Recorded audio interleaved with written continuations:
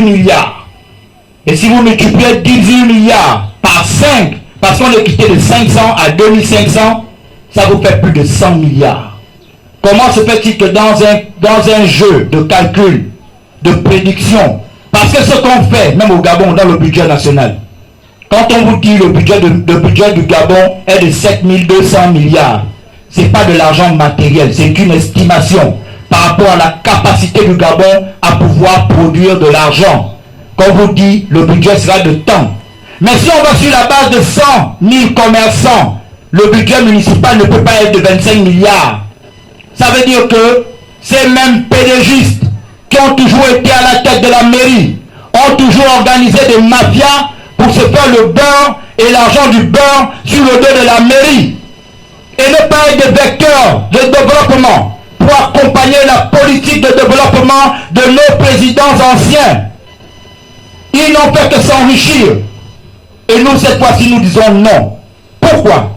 Parce que nous, quand on va être à la mairie de Libreville, la première décision qu'on prend, c'est d'abord de recenser tous les commerçants qui exercent dans Libreville. Nous devons savoir le nombre de commerçants qui existent et qui exercent dans notre ville. Multiplié par la taxe journalière, on saura l'estimation budgétaire de la mairie de Libreville de façon exacte et claire. Une fois que nous avons ça, nous allons restaurer la dignité des Gabonais dans les marchés. Chaque Gabonais payera 1000 francs de taxes. Les étrangers vont payer 5000. Celui qui n'est pas d'accord, il retourne chez lui. Je le répète encore haut et fort. Les Gabonais vont payer 1000 francs de taxes dans les marchés. C'est leur pays. C'est leur sol. Les étrangers, vous êtes venus pour faire de l'argent. Ok, il n'y a pas de problème. On ne va pas vous chasser. Mais vous allez payer 5000. Celui qui ne veut pas, il reprend la pirogue et il retourne. Mettre une clarté aussi nette et rassurante. Une fois qu'on arrive à la mairie de Libreville, nous allons mettre en place une chaîne de radio et de télévision municipale. Cette chaîne de radio et de télévision municipale aura pour principal rôle de mettre en avant l'instruction civique, parce qu'il va falloir qu'on éduque le peuple pour ne plus recommettre les mêmes erreurs. On ne veut plus avoir une ville sale. Nous voulons avoir une ville propre où il fait bon vivre. Et cette chaîne de radio municipale aura pour principal rôle d'accueillir le maire de Libreville, président du conseil municipal, à venir justifier ce qu'il fait de l'argent des commerçants. L'argent de la mairie, ce n'est pas l'argent du maire. L'argent de la mairie appartient aux contribuants. Le maire n'est qu'un gestionnaire. Et le maire doit être clair et rendre des comptes. C'est fini cette république où on ne rend plus compte. Nous voulons une république où chaque responsable rend compte à qui de droit. À l'Union pour la République, nous avons mal. Parce que quand on marche dans Libreville, on voit les personnes abandonnées sur les rues. On voit les fous. On voit les chiens errants qui n'ont plus de poils sur le corps. Même le chien, on ne peut pas tuer. On peut faire entretenir la saleté, les parasites. Et comment on va bien vivre dans une société qui est comme ça? C'est pourquoi nous, à l'Union pour la République, nous allons mettre en place un centre de détention psychiatrique et une fourrière. Ce centre de détention psychiatrique aura pour rôle et devoir d'accueillir tous nos malades qui tiennent dans les rues, où on peut les mettre dans un endroit propre, sécurisé et bien s'occuper d'eux. Ce centre de détention psychiatrique travaillera en étroite collaboration avec l'hôpital psychiatrique de Mélène, qui viendra faire les soins pour permettre à ce que nos parents qu'on a abandonnés et qu'on a délaissés, qui mangent dans des poubelles, qui se baladent nus, or qu'ils ont eu des enfants, ils ont même eu des relations, mais tous leurs enfants et les gens avec qui ils ont eu des relations passent comme s'ils ne les connaissaient pas. C'est une honte. On ne peut pas abandonner quelle que soit sa situation, quel que soit son état. Si ma mère est sale, je prends ma mère, je lave et j'habille. Et je montre que je suis son enfant. S'ils ne sont pas capables de prendre soin des gens comme ça, ce n'est pas du Gabon qui vont prendre soin. Et ça, ils l'ont entretenu pendant des années et des années. Nous, on dit, c'est terminé. Oligigama ne va pas nous développer Libreville et continuer à avoir des fous et des chiens errants qui tiennent. Le chien qui n'a pas le collier, qui n'a pas le poil au corps, on tue et on s'en débarrasse. On ira nourrir les lions au parc animalier avec ça. Au moins ça servira à quelque chose. Mais il est grand temps que ça change. Et le changement passe par des actes concrets. À l'Union pour la République, nous avons des projets. Parce que lorsqu'on s'en va dans nos mairies, pour légaliser les papiers, il y a une chanson que nous chantons tous les jours dans les mairies. Oh, il n'y a pas les timbres. Oh, il n'y a pas les timbres. L'enfant doit légaliser un document qui est très important pour son avenir. Oh, il n'y a pas les timbres. On ne peut pas avoir un budget de plus de 100 milliards de francs CFA et ne pas avoir une imprimerie municipale qui va produire nos propres timbres. Ce n'est pas possible. Nous, à l'Union pour la République, nous allons mettre en place une imprimerie municipale. Et nous avons déjà l'endroit où on va installer cette imprimerie municipale. Lorsqu'on tout même en était maire, il a conçu un marché au cimetière d'Amboé. Ce marché n'a jamais été utilisé parce qu'il était mal localisé.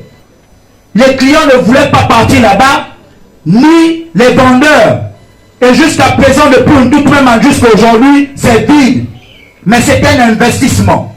Nous allons récupérer cet investissement installé au sein de ces locaux, l'imprimerie municipale, qui aura pour responsabilité de nous produire les timbres, les registres de naissance, les registres de mariage et les registres de décès pour toutes les mairies du Gabon. Sachant que cette imprimerie municipale va embaucher des Gabonais qui seront là pour la production, pour la compilation et pour le transport de ces outils vers les mairies de l'intérieur. On va donner du travail aux Gabonais. Parce que le deuxième employeur au Gabon, après la fonction publique, c'est la mairie. Et si la mairie ne développe rien, c'est le chômage. C'est pourquoi nos enfants souffrent après leurs études. Parce qu'ils ne développent rien. Ils n'ont jamais su développer quoi que ce soit. Nous sommes là pour faire la différence. Et être véritablement un parti allié au président de la République. Un allié fort. Capable d'être une force de proposition. Et permettre à ce que la 5e République soit une république en or. Une république qu'on n'a jamais vue. Une république enviée des autres pays. Une république qui sera saluée par le concert des nations. Et notre fierté sera restaurée à ce niveau. Où tous les Gabonais auront la possibilité de pouvoir marcher tête haute et dire je suis Gabonais. Le dire avec confiance et assurance.